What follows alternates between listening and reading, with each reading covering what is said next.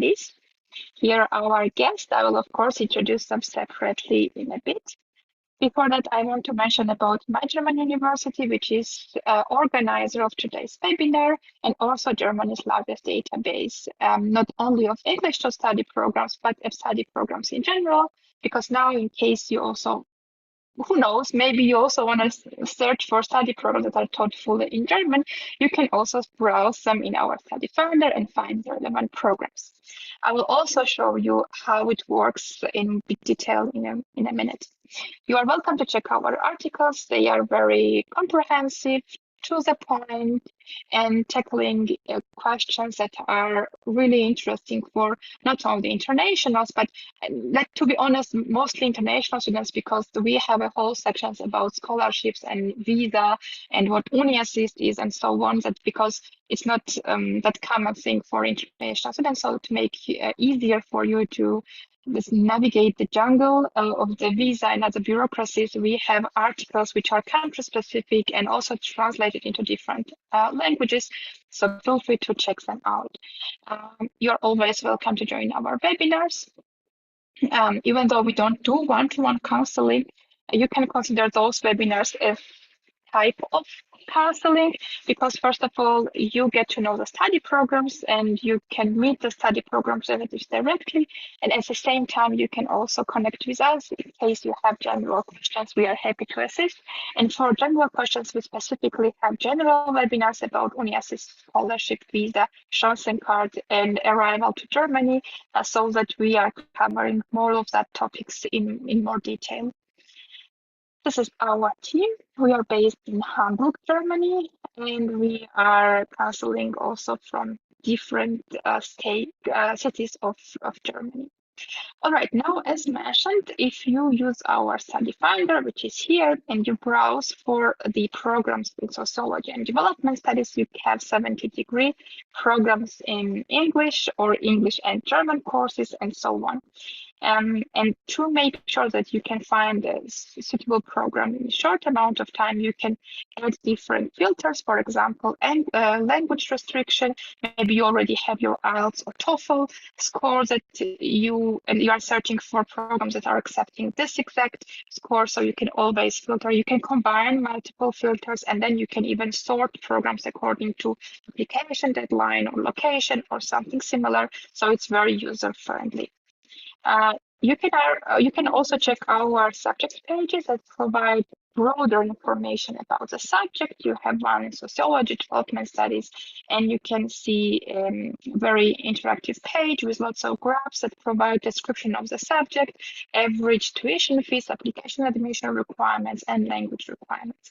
We always advise you to check each program separately, individually, and throughout very carefully, because each program is very different, unique. You will also hear it today, and you shouldn't be guided only by fees or rankings, because content of the program, this is what matters, and we really advise you checking it really carefully to make sure that you make very nice decision, an informed decision for your future study program. Really briefly about universities in Germany. In Germany, you meet universities and universities of applied sciences. What can be interesting for you is that universities usually have research and theory-oriented programs.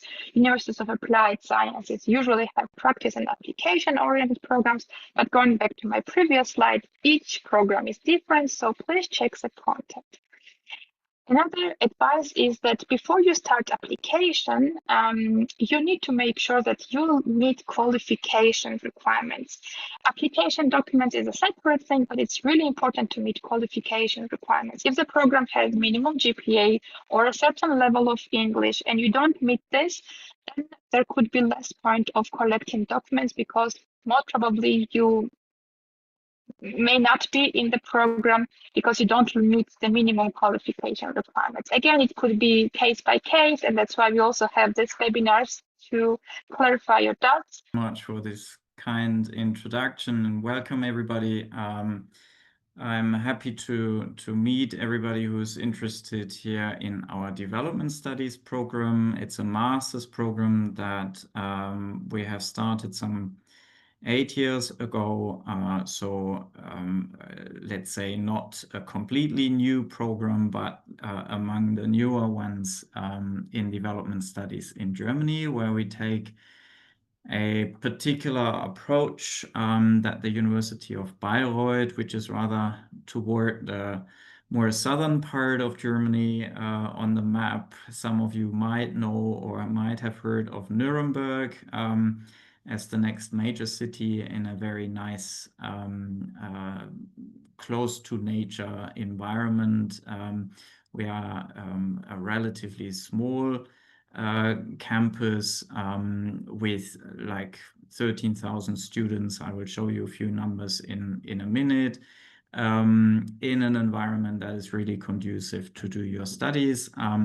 And this university is particularly known for its interdisciplinary approach, and also in particular in the social sciences and humanities, for our approach to teach you mainly how to think critically about any topic, but in particular with regard to development questions. This is very important for us. So in the next few minutes, I would like to introduce the university a bit further and then talk about our program structure. I will also mention a few requirements for admission, but I will also mainly refer to the website that we have for the program, where you can read about the details of requirements and the admission procedure, because I think the details are more easy to grasp in a written way. And then eventually I'm looking forward to your questions. So the University of Bayreuth, as I said, let's say a smaller mid-sized university according to German standards, established exactly 50 years ago, so amongst one of the younger places. And as our president continues saying, and I agree with him, the most beautiful campus in Germany. So really close to nature and short distances. A very nice place to study, I think. And this is who we are. And in more academic terms, the university is quite proud to feature in a number of the known rankings for a German university of that size. We are relatively good placed. But as you have heard already, obviously, it's not only about general rankings, but it's in particular also about the offer in the specific program. This program that we are talking about, the Master's Development Studies, is shaped a lot by the interdisciplinary approach that we prefer here in Bayreuth. So the university is not a full university, as we say when we deal with a university that provides all of the disciplines. But the discipline, the biggest discipline that might be not on offer in Bayreuth is medicine, a pretty distinct field. But you can see our 7 faculties cover a lot of fields that have some relationship to development questions, and that is why the interdisciplinary character of our program does not only officially reach across 3 faculties, including human geography, economics, political science, sociology, but also has some points of contact in languages and literature, where you would also find additional offers that are related to development questions. And as you can see, our newest faculty, Faculty 7, is all about food, nutrition, and health. And obviously, there are strong links to development questions in these fields as well, which means that we are a really broad interdisciplinary program.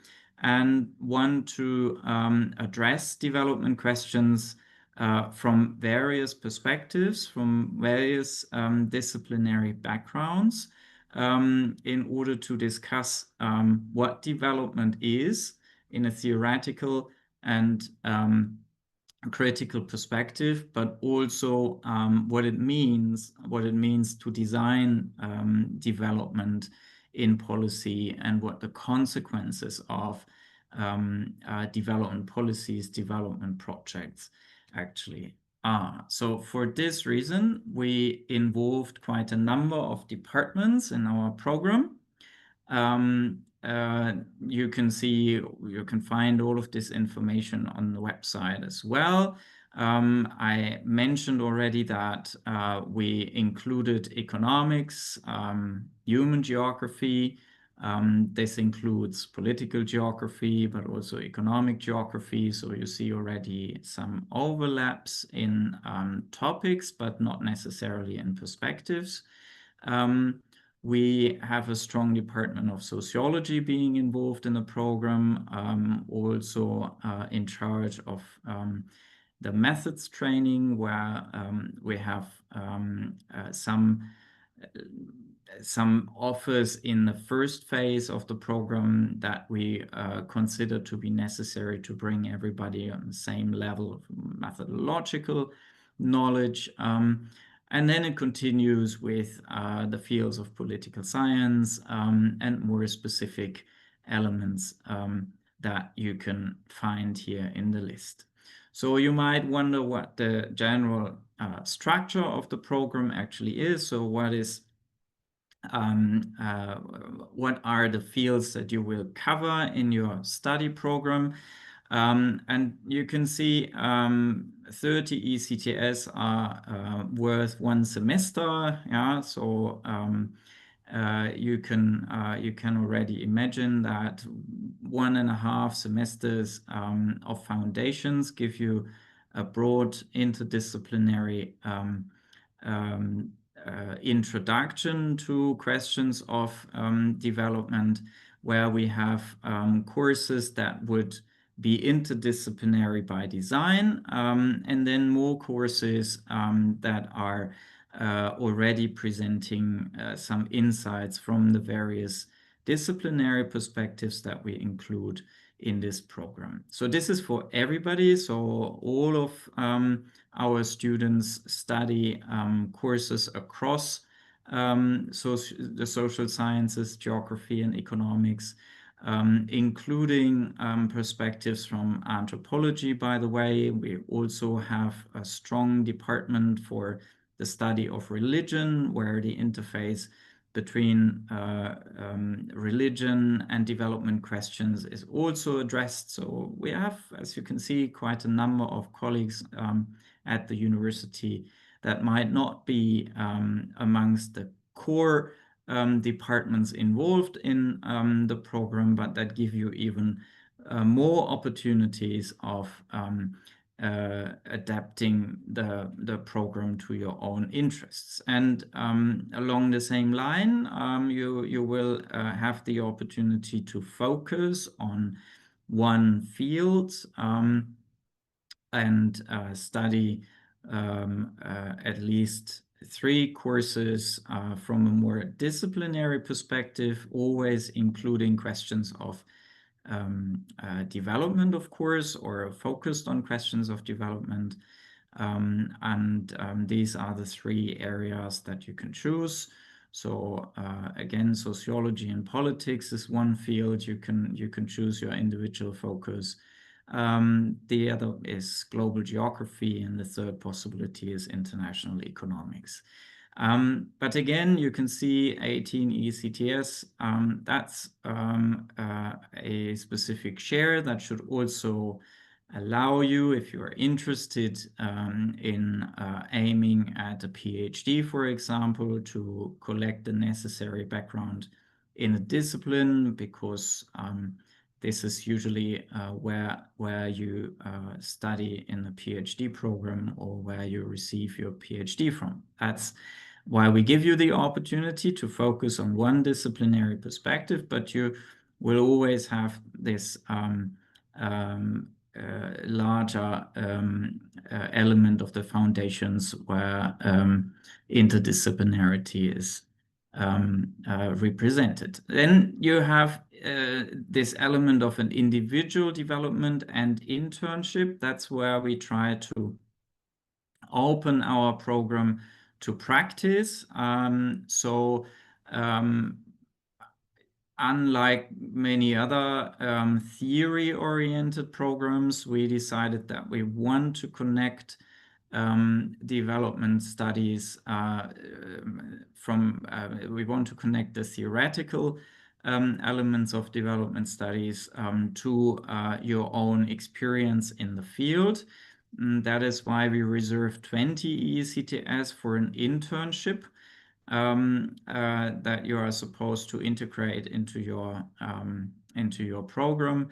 And then there is an element of individual development that you can use according to your own interests, where you can either opt for deepening one disciplinary perspective, or you can just look around on campus and see how you want to include the rich and diverse opportunities that our university offers related to development questions. And I might want to mention here that my university has also a focus on sustainability questions in other areas than the social sciences, and that gives you another opportunity to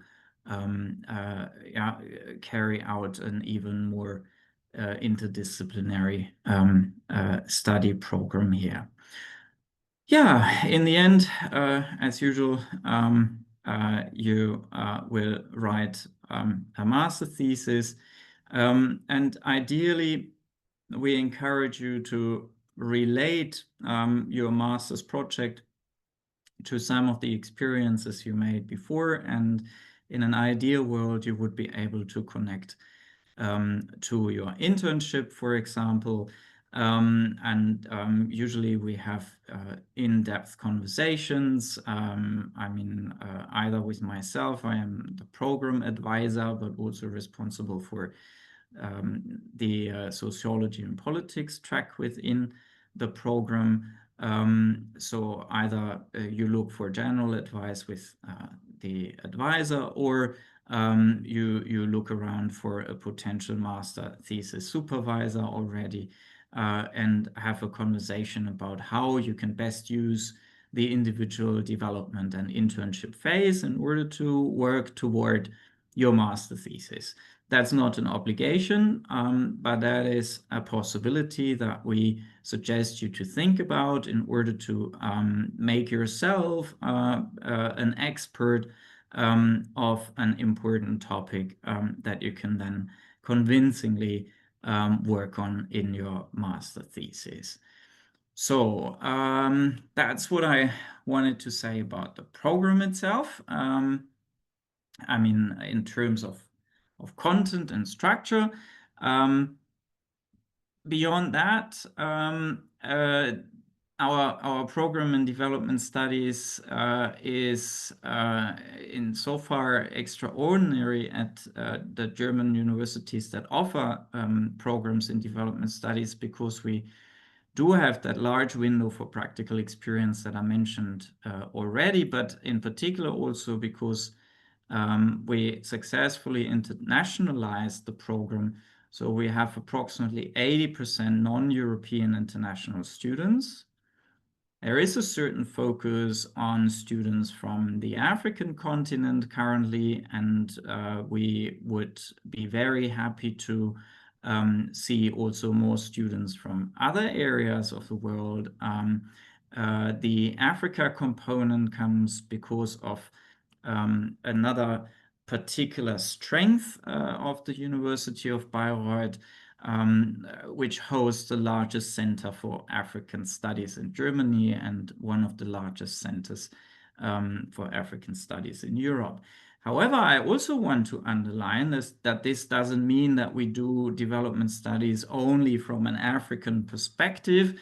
This is an important experience because the University of Bayreuth and its scholars are very much trained in avoiding Eurocentric perspectives and really thinking through such questions as those relevant for development studies, also from the perspective of the Global South, which is also mirrored in a number of international scholars that teach and research in this context. But as I said, it's not all about Africa. We do have quite a number of scholars and lecturers here that also work on East Asian and Latin American context, for example. The high share of international students also led us to develop specific welcome and onboarding mechanisms and offers for international students, where we introduce the structure of the university, where we help you to understand the expectations that you are usually faced with in a German university system that are not always the same as everywhere else in the world, and also to connect in the best possible way with other students. Yeah, and as I said in the beginning, what's very important for us is that you learn to use critical perspectives and to contribute your own perspectives instead of foregrounding a model where you would learn how to develop the world. Everything I said, I mean, already here you find the QR code to the program, and I would really encourage you to take a look at the program website for all the details that I couldn't talk about. But also the general university website should be very helpful in terms of information about how the University of Bayreuth is structured and what kinds of services we offer, but also the more practical questions about the application process, how to live in Bayreuth as a student, costs of living, and other important elements. You can also follow the university on the usual social media platforms. Feel free to do so, not necessarily to get more information about the program, but about the environment in which you would study. So thanks a lot for the moment. I'm looking forward to answer your questions later and would give back to Nino now. Thank you very much, Professor, for the insights about the program content and other details as well. I was checking Q&A time to time, and there were a few questions about applications. So the attendees, the application deadline is 15th of July. But in case you are international, please take into account that you also need BPD from UniAssist, and therefore you need to make sure that you apply as soon as possible, because BPD takes time to be issued, and this is not dependent on a study program or the university. The UniAssist is a separate institution. If you don't know how it works or how to register or upload documents there, feel free to check out the article or attend the webinar, or also check out the program page. It's already in chat and contact information as well. So for further questions, feel free to post them in Q&A, or later on, as also advised by Professor, browse the program page, because details are provided there. And also because with BPD, then you need to upload everything on the program university application platform. The link to it also is in chat, and I can repost it. In case you need some GPA calculators, also let me know. I will help in this regard. Thank you very much, Professor, once again. Now, before we start with the Q&A, I still need your full attention towards Dilara Duman from Bielefeld University. She will be presenting Master in Disciplinary Studies of Science program, application deadlines, and some quick facts on screen. And I'm a program coordinator and student advisor of the program of Interdisciplinary Studies of Science. I'm also a student as well. of our program. So I will share my student experience, also my duty as a advisor. So ISOS is actually called Interdisciplinary Studies of Science. We had an old name called History, Economics, and Philosophy of Science, but last year it is changed to Interdisciplinary Studies of Science. Our aim was to combine science and technology studies with history and philosophy of science. And we have students from different backgrounds, such as philosophy, sociology, economics, and history, etc. Also from different science studies as well, like natural sciences or applied sciences, etc. And you can find the link of our website. After sharing this presentation, you can reach out to the website as well.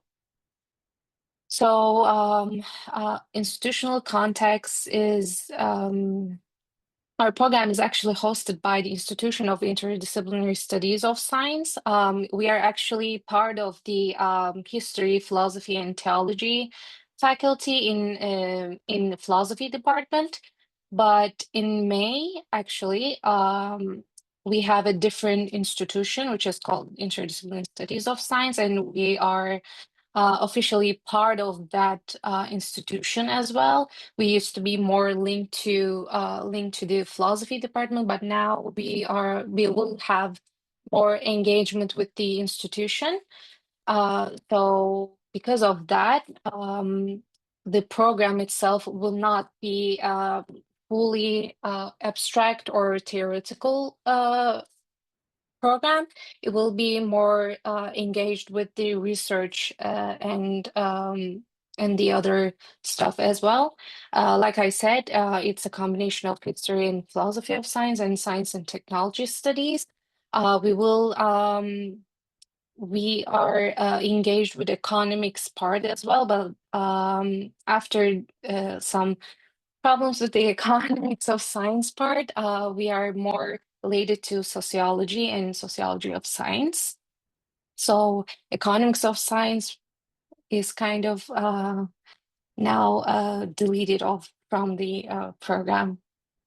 So I would like to talk about the program structure. Those 5 modules are mandatory. And introduction module, it includes courses from history, introduction to history of science, introduction to social sciences, and introduction to philosophy of science. And there is only one block seminar, we call it. It is the combination of 3 of them, which is introduction to social studies. And our actually courses, we call it seminars, which is an interactive course where students need to discuss the articles that the instructors give for each week. And we have another object discipline module, which is actually aimed to gain experience in real life. Because of that, students have to take courses from different departments in order to kind of question the methods on science or see how they engage with science.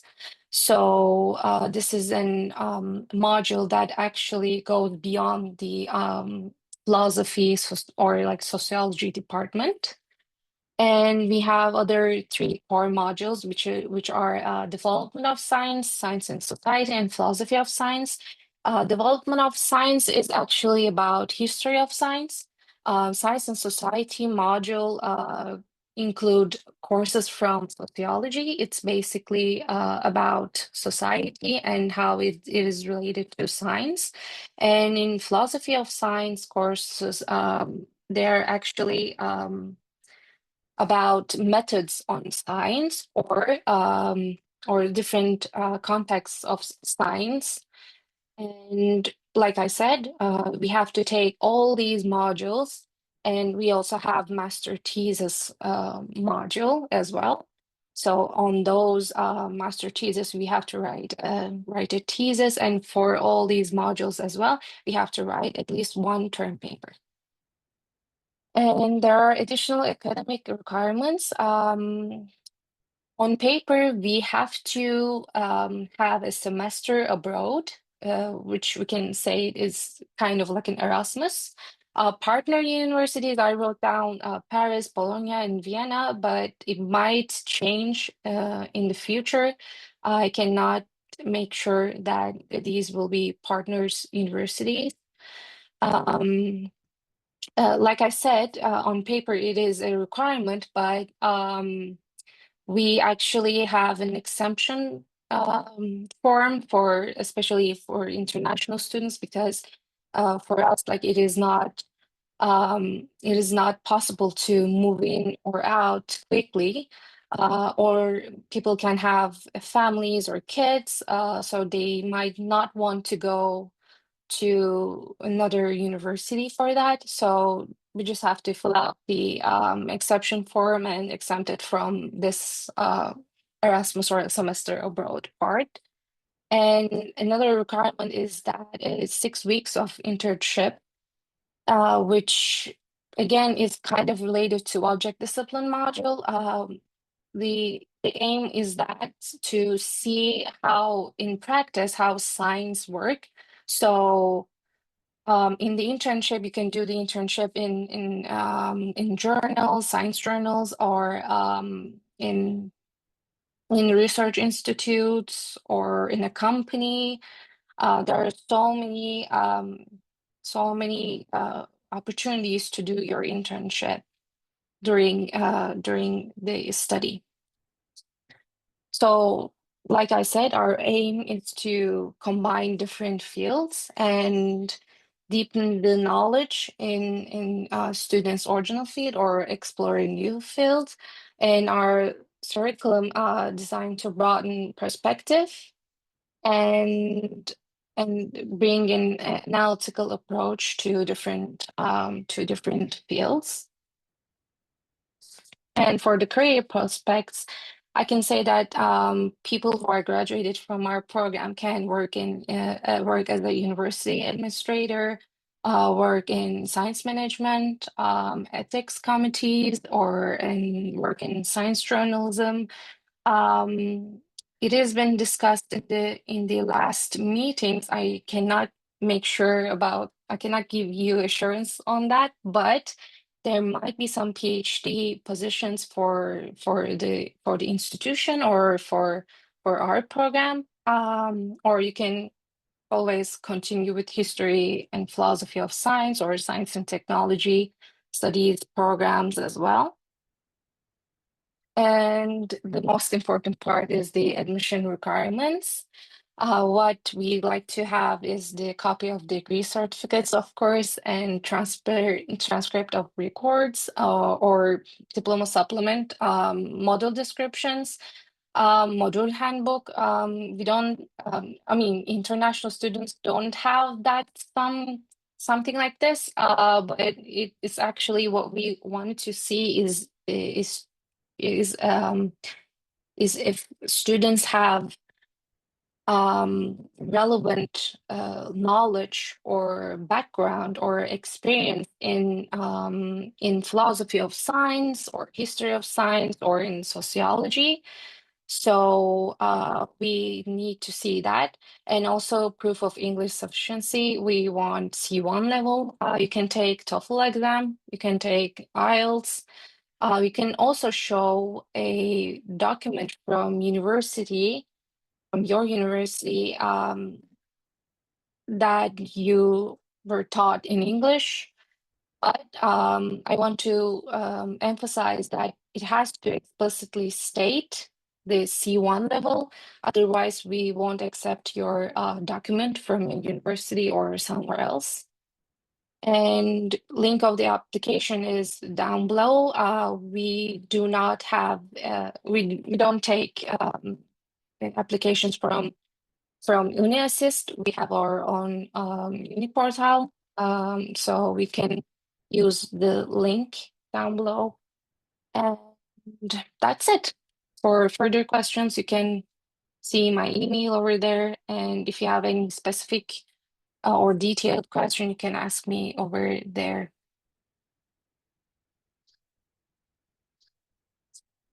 Thanks a lot, Dilara, for the input, all the information. Also, thank you very much, Professor, for taking questions in written. Dear attendees, the email that you've seen on slide is also in chat. The application portal, not yet, but the program link and the MyGeo link for the program is also there. Now we have time for Q&A. Thank you very much that you mentioned the last question about the English language proficiency, and actually there was one, and Professor also mentioned, so maybe I can read it out for Bayreuth, or maybe Professor, you wanna give feedback on the same topic? It's more credible when it's you, not me. No worries. Yeah, briefly. I mean, I can just repeat what Ms. Duman said a minute ago. We also have that C1 benchmark, and that can be shown with yeah, the usual tests and certificates. But for German students that might not be here, or for those who have studied in Germany, it's also okay to have that DAAD status test. But generally, we require the English C1 certificate. We make exceptions for obvious cases, but we check whether it is an obvious case. So that is something that might need an individual answer. If you come from, in particular, if you come from a country where there are some universities or all universities teaching in English, but where this might not be the most spoken language, we still have to check that on an individual basis. Thank you very much to both of you. I also wrote, because you mentioned C1, and I wrote that it's between 95 and 113, because there was somebody who is 102. So you are in the range. Feel free to submit the certificate, and you just also need to check the validity, because I think it's valid for 2 years. And you are also allowed to apply with 120 points, yeah? So just to make sure it can go beyond 113. Of course. Question for Dilara. Is it possible to actually combine semester abroad and internship? And maybe I would add, for semester abroad, I think you had list of partner universities, but is it possible to do it maybe back home if it's an option? I mean, it is required to do that in Germany. Okay. But in case if someone cannot find any internship in Germany, the person who wants to do that abroad has to talk with the professor, which are taking care of this internship part. Okay, thanks so much. Question about language, once again, maybe to both, and we could start with Professor. Can one take all exams in English, or do you have German requirement? We have a very humble German requirement. You need to reach level A1. So that's really the lowest entry level at the latest after 1 year of study. And still, you would need to take that seriously because it will be an entry requirement. It will still be counted as an entry requirement. So if you cannot provide your A1 test, which shouldn't be too difficult, after the end of 1 year, and actually you need to have it 11 months after the program start, because there also needs to be some administration, then you will automatically be deregistered from the program because it was an entry requirement. So we had some tragic cases in the past where people thought, okay, I can maybe do that later. You can't. It's not a lot to do, but you have to do it before the end of 1 year of the study program. And there is no possibility to prolong this deadline. Maybe as a follow-up, is English part, German part of curriculum, or somebody has to do it like as an extra exam only? Maybe if somebody did maybe a home teaching or something. You just have to pass that A1 certificate benchmark. We don't care how you do that. If you know that you want to come to Bayreuth and there is some time left, I mean, some students apply very early, which we also do recommend. Then you can obviously already start doing that at your closest Goethe Institute or somewhere else. That's fine for us. If you wait until you arrive in Bayreuth, we will provide university courses, and usually there are enough places, but it's in your personal responsibility to pass the A1 level. It's not part of the curriculum. Thank you very much. Dilara, what's the situation over there? Of course, in our curriculum, we have German courses, but those who don't know any German does not have to take all of them, any of them. We don't have a German requirement. We used to have that, but we don't have that anymore. So fully English is fine. Oh, thank you so much. Maybe I can add, for us, it's also not required to study. We just have it as a requirement because we think it's good to know some basic German just for the situation of living in a Bavarian provincial city. So that is that is something which you do not need. If you know German, the offer of choices will be broader, obviously, because there are other courses, interesting courses on campus that you could include, but you don't have to in your study program. And if you speak German to the needs of an academic training, then you can include. Then you have larger choices, but it's not required to know German. Thank you so much. There are two questions from Brenda. I believe Brenda joined a bit later. First is, could you share the video recording link? So, dear Brenda, in case the video is approved, and I believe you are registered for the webinar, that's how you are here, you will be informed about it and you can watch it, but it will not be in the course of this week, but you will receive an email. And the second one was about the application form link for both programs. The application links are in chat.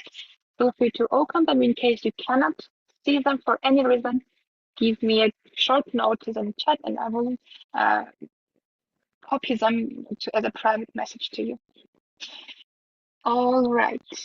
How long does it take the acceptance process from application until selection? Like, of course, application depends on when you apply, but after the application deadline, what's the average? When do you give the feedback, or maybe you also give feedback on rolling basis as soon as you get applications? Let's start with Dilara. For us, it's approximately 3 to 4 weeks, unfortunately. Yeah. It will take a bit of time after the deadline. Yeah. It's relatively quick because I got my acceptance letter 5 months after the deadline. So 3 to 4 is good. Professor. We are probably somewhere in between the 5 months and the 3 weeks, but usually we get around within 6 weeks. This depends a little bit on when you apply, because we do not wait for the final deadline, but we do it on a rolling basis, but not rolling every day, but rather with intermediary internal deadlines that we do not publish, right? So we have cohorts that we check.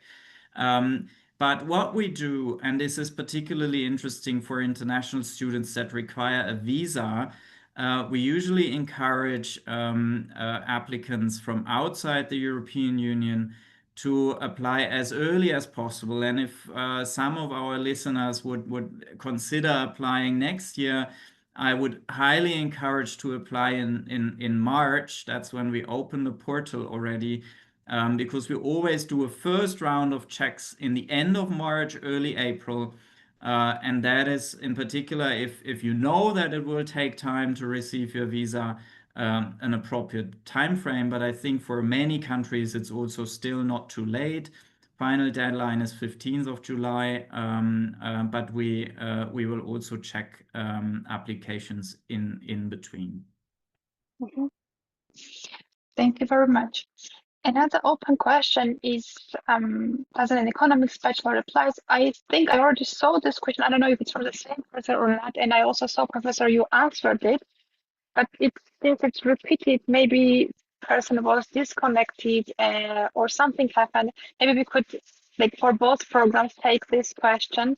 Is it okay to apply with bachelor in economics? I think we could start with Professor.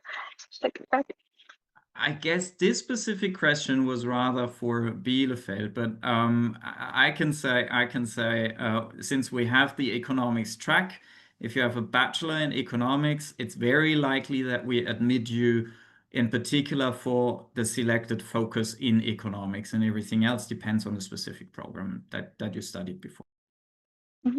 Thank you. Lara? For us, the background is not that important. So anyone who's from a different degree from social sciences as well or humanities can also apply. However, like I mentioned in the presentation, we don't have the economics of science part anymore. But we want to see students from different backgrounds if they have relevant coursework in the field of science and technology studies or history of philosophy of science, or maybe sociology. Yeah, that can work. But like I said, taking only economics courses or coursework from only economics cannot be enough for getting accepted. Thank you. I already asked Dilara about combining semester abroad and internship, and similar question, not really similar, but in direction of work experience and so on, was asked to Bayreuth University, and the question was, let me find it. What do you accept as proof of work experience? Do you have standard form that should be filled out? And Professor already did answer it, but maybe you could voice it if somebody joined later or is also interested in this. Yeah, I mean, one point that might be important that I didn't mention in the written answer is we always need a proof of the work experience or the internship and not a contract. I mean, I don't know for what reason, but we often receive as a proof actually a contract. So something that says you are accepted for this or that practical experience for this internship. That's not enough. We need a proof from the organization or the unit that hosted you as an intern that was issued after you completed your internship. That's one thing that is very important. Otherwise, I mean, it's really a minimum requirement of having collected some practical experience outside of the university, outside of the academic context that brought you in touch with development questions. And I don't want to narrow it down because it really depends on the specific experiences. I would also encourage everybody who is not sure to combine if you did more than one internship or you had an experience that was not necessarily called an internship, to combine all of your experiences and proofs in one document and then send the collection and we will find out whether some of these experiences will be valid as the requirement requests. Great, thank you very much. Yeah, I see no more open questions. 13 of them were answered. Some of the information also in chat. Then we could call it a day. Unless some of you wants to add anything, you are welcome to unmute If yourself. you give me the brief opportunity, because I realized that I didn't introduce that in the presentation, I would just want to mention that we also run double degree possibilities in the individual focus of geography and the individual focus of economics. With our partners in the French city of Bordeaux. Here, some French language skills are very useful, and that gives interested people the opportunity to receive 2 degrees in ones with our partners in Bordeaux. And if you have individual questions on that, there's also more information on the website, or you can just write an email and find out more. Thank you very much. I will once again put the link in chat so that it's easier to see. All right, thank you very much. With